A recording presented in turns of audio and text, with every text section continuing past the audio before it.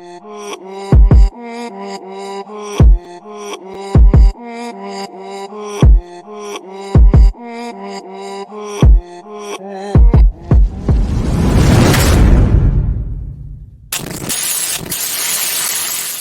D. Yeah, man. How you doing? Man, how are you? I'm good, man. Here we are again. It is Thursday night yet again. Here we are, vested. We're here to inspire, to create, and to empower. And we got a pretty exciting opportunity, Jamar, to expand upon the leader shifting that we've been doing and how, as you shift as a leader, to be a good teammate, whether things are good or bad. So we talked about this last week. It went over really well. I got a lot of value out of it, and it really had me thinking all week long. And I reached out to one of my friends to participate in the show that some of you guys might be familiar with. Actually, a lot of you probably are. But one way or another, I always had an idea about how this would unfold. But Hey, Coach D. Yeah. Can you give me 1 second? Yes. What's today's date? Really? Today's my birthday. Oh, shoot. On the Yeah, count of three. I got you, bro. Yeah, 1, got me. 2, 3. You got me. Happy birthday to you. Happy birthday to you. Happy birthday, dear Coach D. Happy birthday. Woo! Happy birthday. Woo! Jamar, that was terribly wonderful. Happy birthday to you. Love you, bro. Yeah, man. Thank you, dude. You didn't want to tell me. Rebecca had to tell me. You weren't even going to tell me. She had to tell me. You didn't want to bring it up, so we brought it up. It's been brought up, and here we are. So this kind of ties in, Jamar. This is the alignment of the way that things happen, and this new opportunity to fall in place and be who I am. The person that we are bringing on the show this week, him and I were close friends in high school, and we were teammates. We, at one point, when I was a senior and he was a junior, I remember sitting on a couch and he was sitting on the couch, and what happened was he knew that he was around an amazing human being, and Carson came on. Take over, Jamar. We have technical difficulties. But it was so awesome on Monday when we were able to connect with Carson. And last week, Damien, he said, "Man, I got a special guest that I'm trying to line up, but I don't want to tell you who it is." And I said, "Hey, you know what? I'm going to just trust your judgment." And then he calls me and he says, "Hey, man, I got Carson Palmer lined up." And I was like, "What?" I was like, "Man, let's do it." And so it's such an honor to have the opportunity to connect with Carson. And some of you guys who may not know who Carson Palmer is, I mean, we're talking one of the NFL greatest quarterbacks. And Carson and Damien went to high school together. And so we put this clip together because we were able to connect with Carson and talk about leadership, talk about teamwork. And Carson, now he's in Idaho, and man, just such a great dude, and just so humble, man, and just talking about leadership and teamwork. And D, I was just telling him how we came about on Monday, but I didn't tell him anything about how it went yet. So I'm glad you're back, brother, because this is live. Things happen. We just now listen to me. This is how it goes, man. We're in the middle of a very difficult situation, a difficult time, and things aren't falling into place the way that we're used to. And we have to be comfortable with pivoting and understanding that even though it's not in an ideal situation, that we got to find a way to make it work. Now, teamwork. Look, man, my buddy said that he would participate in the interview, but since we do a live show on Thursday, he's going to be at practice with one of his sons on Thursday, so he wasn't able to be here with us live. He did on Tuesday do a interview with us via Zoom. So as we're sitting here doing interviews from our rooms, and we're going via Skype and broadcasting on E360, we're just doing what we can to make it work. So Jamar, as you just took over when we had technical difficulties, we're rolling with the punches, baby, and we're making it work. We're broadcasting a television show in the middle of the apocalypse from our bedroom because honestly we can, and that we want to inspire, create, and empower. So I have this whole lead up to what went into this, but Without further ado, I would like to thank my friend Carson Palmer for being on our show this week. And we're going to go ahead and roll the first clip. Little chicken, roll and let the clip speak for itself. Pay attention. How's retirement? Good. Yeah. Just busier than I was when I wasn't retired, unfortunately. But all is good. A number of years ago when my life changed, I was sitting in a hospital bed and I was watching you do an interview. I thought about a time when we were kids and we were sitting on a couch and we were like, yeah, man, like in our future, the dream is to do this. And I remember laying there thinking to myself, where does the dream go from here? I'd like to go through the kind of waves of good and the waves of frustration, man, because the way that you represented yourself was always so cool to watch. So can we start with high school, man? Like, I mean, back when we met, let's tell everybody a little bit about, like, I don't know, like our relationship, at least how you remember it. Back in 1995, is that right? Okay. So,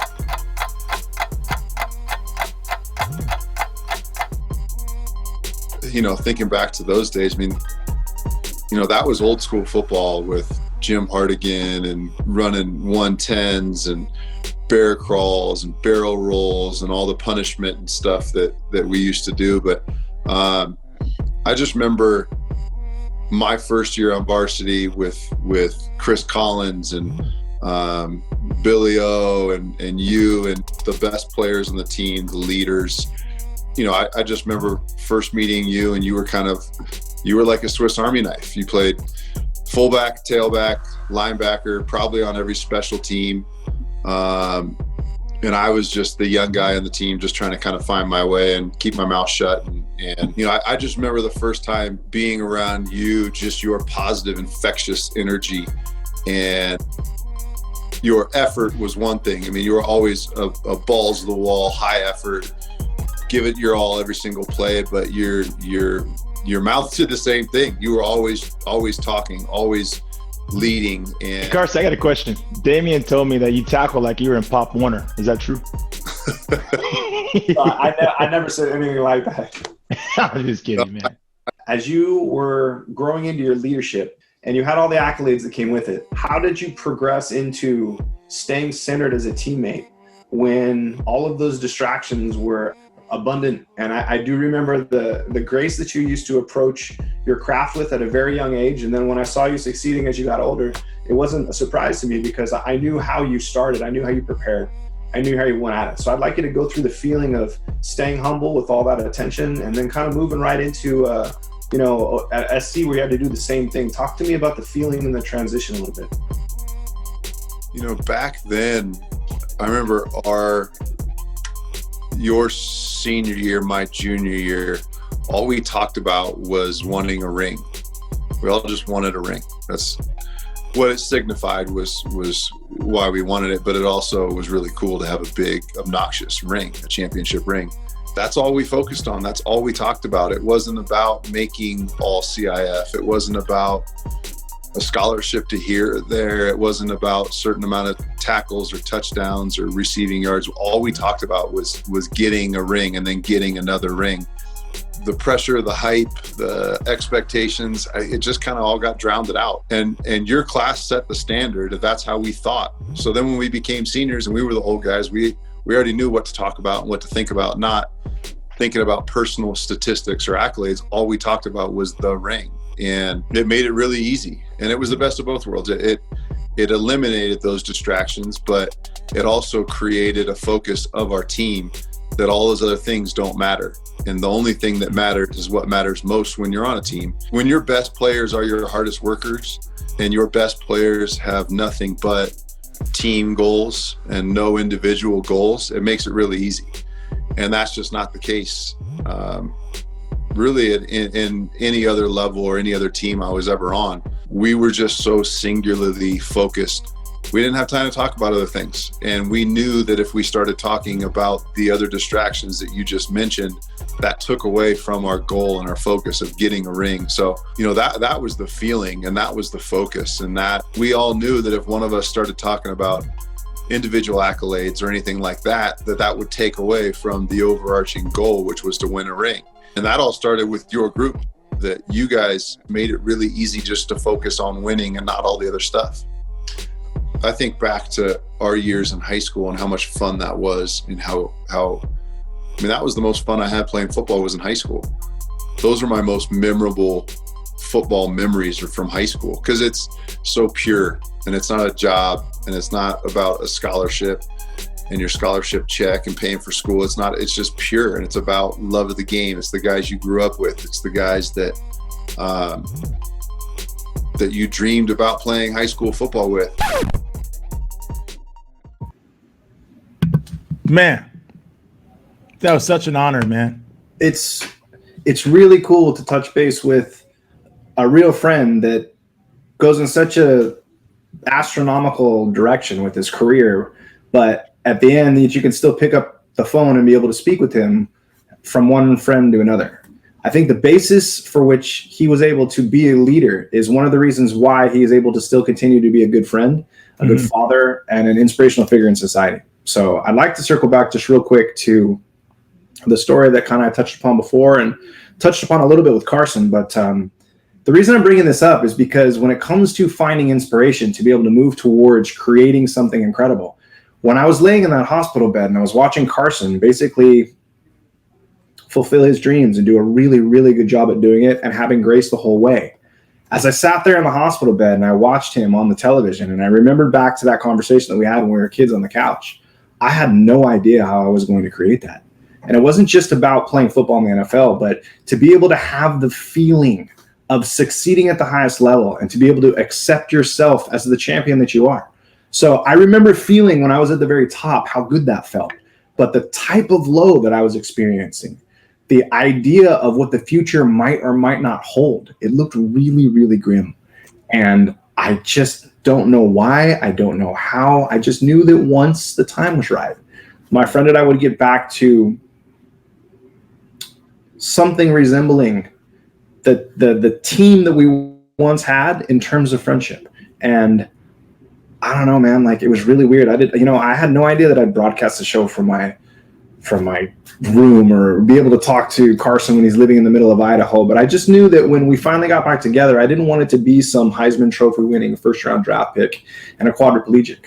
I just wanted it to be one friend and another kind of catching up and being able to share how we felt working through some of these things. So the next section, Jamar, that we're going to talk about is how he created himself. Like the first one was about what inspired him to become who he was or how he moved in that direction. And the next one's a little bit more about how he created himself through not only the good stuff, but the bad stuff. Do you remember, kind of how he approached this, or do you have any comments about, his reflection about his creation? Man, it was just an honor to connect with him and hear, how his journey went and what he was focused on, right? And the setbacks and how he had to pivot, right? Think about all of us who are pivoting right now in the COVID reflection. Real quick, by the way, Derek, what's up, bro? We sang happy birthday to your bro. You don't even say hello to your brother, Damien. Come on, man. I love my brother, man. I'm just trying to focus on what's going on inside this head so that I can share with all you guys out there, because it's hard, man. Like to have an emotion as strong as I did about something so significant. Like I thought I'd be a pro football player. I thought I'd change the world by going out and doing things right while the whole world was looking at me. Well, Carson got that opportunity to do it, and he held strong to the leader that he was from a very small athlete all the way up through his professional career. And I just, man, when you don't necessarily see it, when it comes in a package that you don't necessarily understand, it's hard to get through. And that's what we're all going through right now with this whole COVID situation. We never thought that it would end up like this, but guess what? It did. So for those that prepared, it might be a little bit easier, but either way, change is change. So now we're going to move into how Carson was able to create who he became through all of the accolades and adversity and hard work.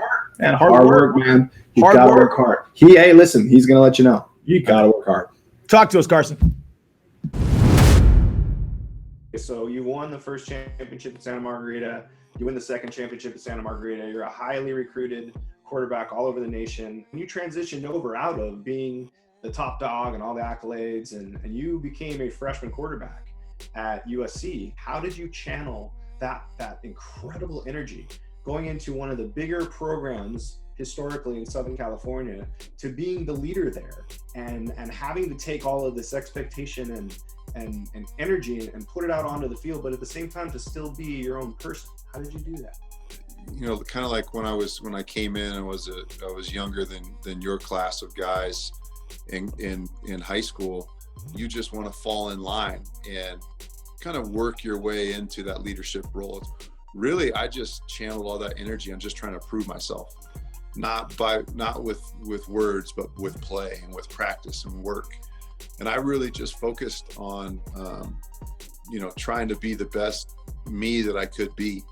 When you come in the situation I had come in, where coming in with a lot of expectations and a lot of pressure, that's really just kind of how I was able to focus and just, do me, worry about me, and focus on my game and my craft. And then as I started playing well, then you kind of work your way into being a leader and being more vocal and stepping up and saying something when it needs to be said.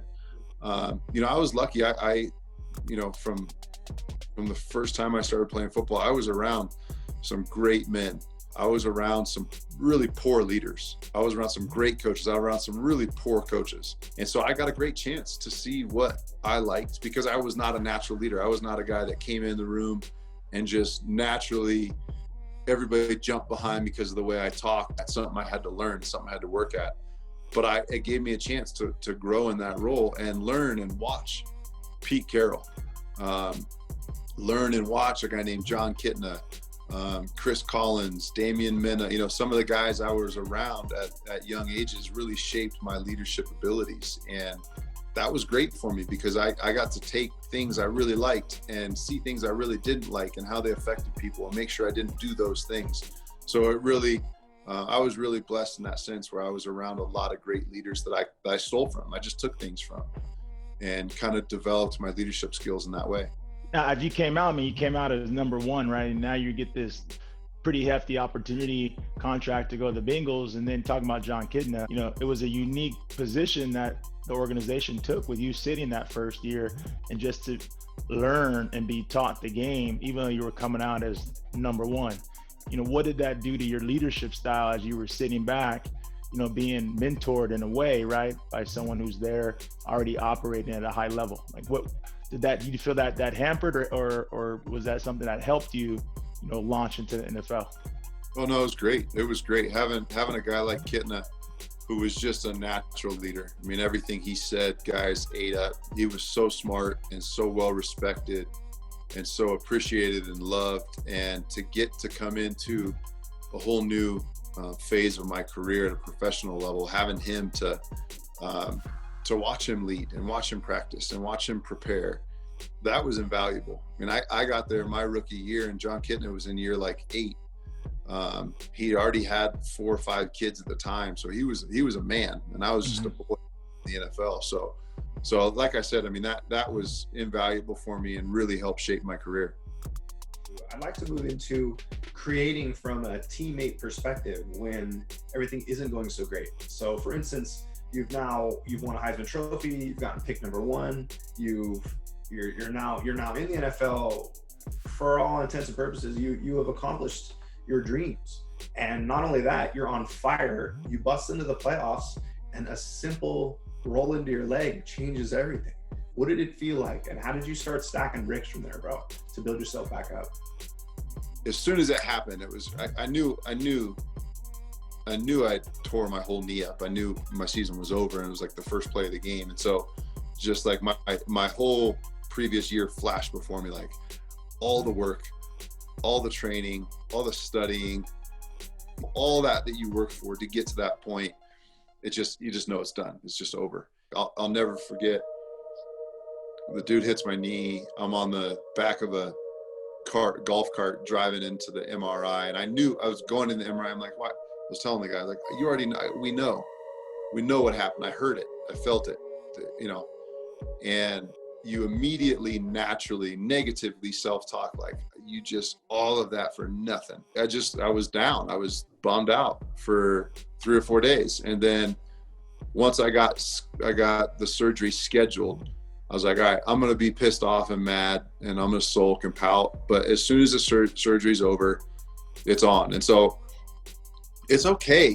It's okay to be negative. It's okay to be bummed. It's okay to be sad. It's okay to cry. It's okay to all that stuff is good, but you just got to make sure you have a timeline to when it stops. And then I did it again 10 years later. And so I knew how to do it the second time. I knew that I had to put a definitive date on it. Like here's where it stops. And it's a grind. And you know more than anybody coming back from what you came back from, how focused and how mentally clear you have to be. So let yourself get down, let yourself be bummed, let yourself be depressed, all of that.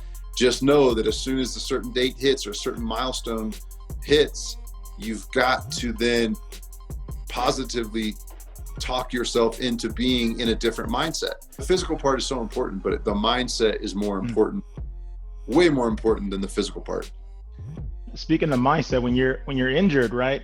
And you're leading from the front prior to that injury, and now you're in a different role of leadership. And what kind of leader were you? Because now you're no longer leading from the field, you're leading from a totally different position while you're recovering. Yeah, I sucked at that part. I didn't know how to do it. I didn't know how to be. I didn't know how to act. I didn't know how to talk. So I was there for, I was trying to be there for the group of quarterbacks, and whoever took my spot, be as available as I could. I was just focused on getting myself ready to help the team as soon as I was cleared by the doctors to play again. I will say that there is no better teacher than adversity. There's no better teacher than adversity. And Jamar, it's not like it's something that we invite into our lives. But when we approach adversity with strength and compassion and integrity, we have an opportunity to learn. And I think that when we're in a position like maybe I was back in the hospital and I was watching my buddy who I already knew was a teammate and a leader doing his thing, and we doubt ourselves. We doubt that there's a possibility that we could ever feel that way. I mean, as you're sitting there as a quadriplegic in a bed, how are you ever going to, at least in that moment, have the thought, feeling, or emotion that you could feel as good as somebody that won the Heisman Trophy, got drafted #1, and ended up being a starting quarterback in the NFL? The answer is, if you give way to a surrendering perspective and you have faith and believe that it's going to happen, it will. Because I didn't know what this all looked like, man. I didn't know if I was going to be on my feet. I thought that was the answer. I thought I was going to recover and run around, and that's the way it was going to go down, but it didn't. I thought that one day I would go and maybe golf with Carson Palmer once I overcame my big thing, and the whole world would, celebrate me because I'm now this walking guy. Sometimes, man, diversity throws you curveballs that you have to accept whether you like them or not. And then you have to start building bricks from there. So here we are talking to my friend that got all the way to the NFL. And man, that year he was on fire, Jamar. Do you remember that when he made the playoffs with Cincinnati? They were smoking, dude. Like, I literally thought, oh, dude, they're going to the Super Bowl. And the very first play he gets rolled up on, I think it was by one of his own guys. Or somebody hit him and rolled into him. And it just doesn't matter. Doesn't matter. Because at the end of the day, everything changed. Mm-hmm. And when that happens, you have to turn inward. And you have to decide that when things aren't so great, who are you? Because when things were great, it's a little easier to succeed. But when you have to let go of what you think success looks like, when your dreams don't pan out the way that you want them to, you have to find a way to be able to create something from nothing. And it's your friends, your family, your teammates, and Jamar, it's your faith. And I'd like you to talk a little bit about faith, because I come in with faith in almost a selfish way, that I have a relationship faith-wise with my creator that I don't really have to broadcast it out there, because it's very special to me. So when I talk about faith, I try to avoid a specific. But you, on the other hand, Jamar, I very much honor the way that you approach your faith. And you got a chance to talk to Carson, and we're going to see in the empowerment section how his faith affected him in his life. And I'd like you to kind of just revisit the whole faith idea and kind of share with everybody in our vested community what it felt like to talk to Carson about his faith and how he unfolded it, and how maybe you were able to experience some similar things or differences. Yeah, it was awesome. And once again, thank you, Coach D, for coordinating that. And once again, thank you, Carson, man, for taking the time, investing the time, and just having a conversation and just be open and talk about, leadership and teamwork and what you've gone through. And I asked him the faith question because, when I was reading and researching about his own faith, how was he able to, how did faith impact his leadership style? And there's the good, the bad, and the ugly of everything. There's the good and bad and ugly of faith. Actually, today in one of our coaching sessions, leadership coaching, executive coaching sessions, I was talking to the leadership team of this company, and we were talking about religion versus relationship. And my encouragement, I encourage everyone, doesn't matter who they are, to have their own personal relationship with their higher power, their faith. For me, that's God's Son, Holy Spirit. But I love and respect, everyone. But Carson, as you're going to see, as Carson was sharing with us, is there's some people out there who are very, very rigid in their belief, and that rigidness can basically repel other people who are in their own journey, right? That rigidness of being so adamant about what's right and what's wrong of the faith journey. A lot of times people, they don't need to be told exactly, that what they're doing is wrong, or this is the way, or this is what you need to do to actually get here in your journey of faith. Faith is a journey, and no person can tell you what your journey should look like. But I believe as people of light, people who want to cast light in the world, that we have to give people their own space to go on that journey, and at the same time, respectfully stand firm in our own truth and belief. And that's why I'm always grateful to talk about this faith topic, Coach D, because it's not something that I put in the in the drawer and then I close it. If you know me, any aspect of my life, my faith comes with me. I'm a human being too. I have ego, lust, pride, greed, envy, selfishness, fear, doubt. It's called the flesh. I got it too, but I also got grace. So with that grace, it allows me to give grace to other people for being people. And one of the things we got to give grace to is letting people discover their own truth of what they feel is their faith foundation. And so it's always an honor to talk to someone who is strong in their faith. And Carson, I mean, he was very strong when he was sharing with us about the approach he took going into the NFL with his faith.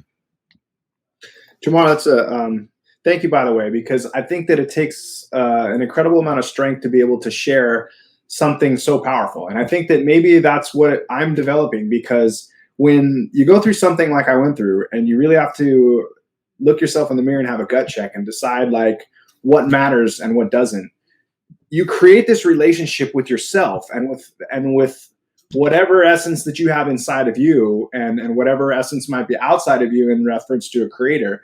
And I became so firm in this relationship that it was almost like I wanted to keep it in a bubble for a while, because everybody else with the whole religion thing and the Bible and it seemed so complicated, like politics. It was like every time that you bring it up, people would want to, let's get into this and debate everything. And I was like, well, look, man, like the way I feel about my faith, there's nothing to debate. Like I know, because I had faith in something that was so much bigger than I was, that I had to totally surrender, because if I didn't, I would have died on the inside. And I knew that I had to overcome that first. And, now as I'm starting to be able to share this abundant feeling that I have with me, I'm starting to learn how, and I'm leaning on people like you and on Carson to be able to, that have gone out into the world and already done it, to figure out how to go about doing that. So if we could at this point kind of roll the clip and see what Carson had to say about faith and the rest of his career, and how he became empowered to be himself and share it. Awesome. Empowered. Here it's going to boom. Hey, Carson, I got a question. As a mighty man of faith, how has that played a role in your leadership when you know that there's all these variables that you can't control when it comes to leading the team? When opportunities arose for me to share, I shared, but I didn't just out of nowhere share or try to condemn guys when I saw things going on that maybe, that weren't right. I just tried to lead with love and be open to sharing who God is. And I think that falls back in the category of leading by example. And sometimes it's best to lead just being quiet, and it's best to lead with just working and putting your head down and grinding. Sometimes it's best for people to come to God on their own terms. How have these skills transitioned into the man that you become now, and how you're going to unfold purpose for your future? This is a very adverse time, and there's a lot of people going through a ton of adversity, and it's so good for you, and it was so good for me. I went through it a number of different times. I just think there is no better way to see who you are, to build character, to build mental toughness. I talk about it all the time in different things I do. Just don't be afraid of adversity. Don't let it depress you. Don't let it ruin you. Don't let it take over your life. Don't let adversity crumble you. Use it. It is such a positive thing, and I know that sounds so silly, and it's so difficult for people to realize how great adversity is. But in these adverse times, I think it's so important for these kids that are 16, 17, 18 years old, and maybe they get a partial scholarship so they can go to whatever school, and boom, it's over. Now you really got to hustle. Now you really got to find your way. You really get to see who you are. I know adversity is a great thing, and I hope that these kids that are going through it at these tender ages with these milestones and these things in front of them that are your senior prom or whatever it is, these things that you look forward to for so long. I just hope and pray that our kids and the youth today can use these adverse times to see who they are and make something positive out of such a negative thing that we're all going through. What about fun, Carson? Well, what tickles you at this point? What do you do when no one's looking and you get to just shut everything down? What do you do that just gets that little kid joy thing going for you nowadays? I just want to be in the woods. I just want to be hunting and fishing. I'm going hunting in 13 days. He looked at his watch. He's like, I'm ready. On the 24th, I'm going deer hunting, and that's what I love to do. I mean, I love to take my kids. I think it's great for us, and I know a lot of people disagree with me, but we go hunting in Ohio, and we fish all over here, and I think it's great for my kids to be around a situation where we use all the meat, then we use whatever we don't use, we take to a food shelter, and there's a program called Hunters for the Hungry, and they use that meat to feed homeless shelters all over the state. And so I just think it's a great thing that I didn't grow up doing, and I didn't know I would have such a passion for it, such a love for it. But yeah, hunting and fishing is what gets me going. It's what, man, if I know I'm going hunting the next day, I won't sleep that night, so I have to take some melatonin or something because I'll be exhausted when I wake up in the morning. You're still leading, just a different team, bro. What's that? I said you're still leading, just a different team, bro. Smaller team, yeah, younger. A much smaller team. Yeah. Do you do any involvement with any type of football, or do you still participate? Do you play fantasy football, anything along those lines? Never got into fantasy football. I love to bet. I guess it's a way to compete. I'm not any good at it. And the PhD I have in football does not help when it comes to overs and unders and spreads. But yeah, I mean, my son, we let him play tackle football for the first time this year. He's only 11, so he's in 6th grade, and I wasn't going to let him play till high school. Even though I played at a young age, I just don't think you need to take those kind of bumps and bruises and knock your head around the way they do. So I'm super involved in that and helping him out with that, training him kind of on the side. He wants to play quarterback. But as far as, I'm not involved in the NFL at all. I got a handful of buddies that have shows like yours that I jump on and talk football with, because I still love watching it, but I love watching the NFL. I don't know what it is about college. I think it's just some of it's really bad football, and it really frustrates me to watch.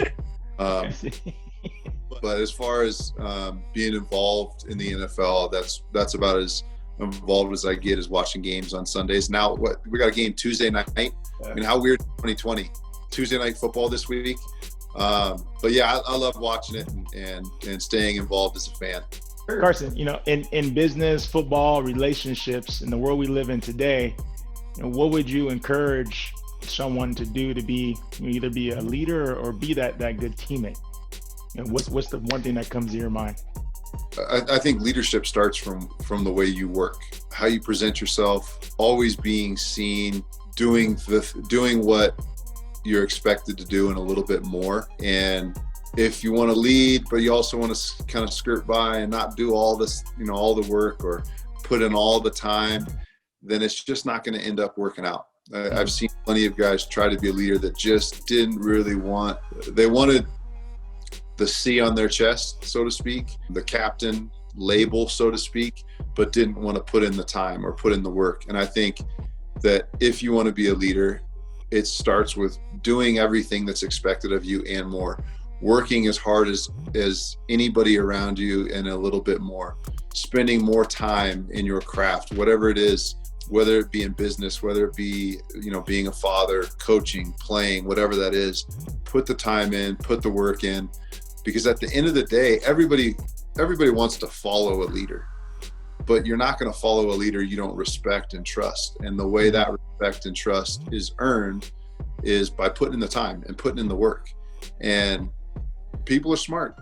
People, even the people that don't want to lead and they just want to be led and they want to follow and they're always looking for somebody to follow, they're smart and they can sniff out somebody that isn't real. That stuff is sniffed out early. So if you want to lead and if you want people to follow you, you've got to put the work in, you've got to put the time in, and you've got to be seen as somebody that's doing that all the time, every day, every second of every day. Wow. Thank you, brother. Wow. Hey, Jamar, that right there is how you broadcast a television show in the middle of the apocalypse with a 3-person team and do your first celebrity interview. I mean, it was literally as commando as you could possibly rock it. And I'm going to tell the entire Besta community how grateful I am right now, because if it weren't for my wife to get me through those tough times, if it weren't for Jamar to push me to do this damn show, whether we have our stuff together or not, and if it weren't for Carson for being able to take a risk on an old teammate and an old friend, none of that would have happened. And if it weren't for people like yourself, Jamar, and my unbelievable wife and my supportive family and all my friends and teammates, dude, this wouldn't be going down.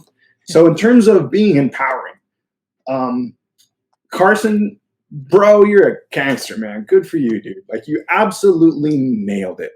And honestly, for those that didn't get the opportunity to get drafted #1 in the NFL and play in an illustrious NFL career, understand that you can still feel that way. Even if you're coming from a place where everybody tells you you can't. We have got this, guys. We've got the elections, the toilet paper. Dude, we've got this. We need leaders and we need teammates. And we need people to show up and do work. So, come on, Jamar, thank you for pushing me to do this work.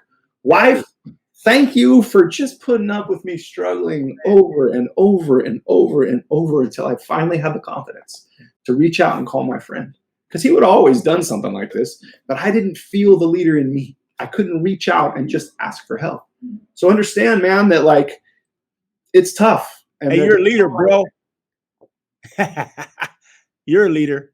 There's a lot of people that love you. And just like Carson said, we got to lead with love.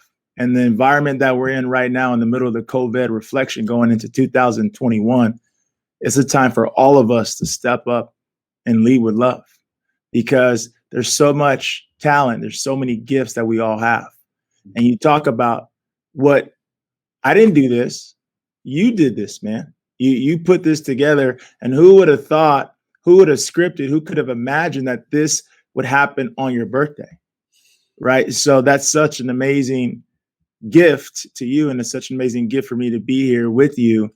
And I'm so grateful for you, man. And your amazing powerhouse wife loves you, your friends, your family love you. I love you, bro. And I just want to tell you, and obviously, Carson still loves you, man. And that's such, man, once again, Carson Palmer, thank you, brother. That just showed me so much about his heart. And so, Coach D, man, I love you. Happy birthday, man. And I just got so much love and respect for you. And the reason why I'm here is because you inspire me, bro. And man, I got so much love for you. Hey, Jamar, teamwork makes the dream work, right? Woo! let's give a little nod to all my coaches, all my teammates, all of my family members, all the nurses, all the doctors, all the insurance people, everybody that got me to this place, because I didn't know how I was going to get here, Jamar. I had no idea. And it took a lot of leaders to get me back into the position so that I can feel like one. But I do again, Jamar, and I'm ready to take on this challenge, because at this point, I feel like if I can overcome something as big as what it is that I've been working on for the last 17 years, and anyone can pretty much overcome anything. Jamar, the sky's the limit, man. Absolutely, brother. You know, our best days are ahead. Your best days are ahead. My best days are ahead. Vested community, your best days are ahead. And this is a time, like I said, more than ever, where we must shine as leaders. We must max out. We must stretch our capacity. We must get uncomfortable. We must keep creating. We must keep going. We must get up from the setback, get up from being knocked down, and love those around us, and love those people out there who are searching and on their own journey, and be kind to everyone that we come across, and treat people the way that we want to be treated. You know, that's what we need to do as a community, right? It doesn't matter what your political views are, what your faith system is, whether you believe in Santa Claus or not. It doesn't matter what it is. You know, that's what we got to do as a team. And if you're part of the vested community, you're part of the team. So look, man, we're going to interview people here. We're going to find out how they inspire themselves, how they create, and how they empower. And really what we're trying to get at is the vulnerability of the human behind it all. This show, Vested, is about who you really are and what it takes to get there. So as I mentioned before, my gratitude extends far beyond anything that words could possibly explain. Jamar, let them know, man. What is the question that everybody needs to know? I got a question before that question. Coach D, how do you feel about next week's topic that we talk about something related to going all in? Yeah, like, how do you feel about that? Like, let's have a show that we talk about, like, what is it like to go all in on whatever that is that you're vested in? Are you vested?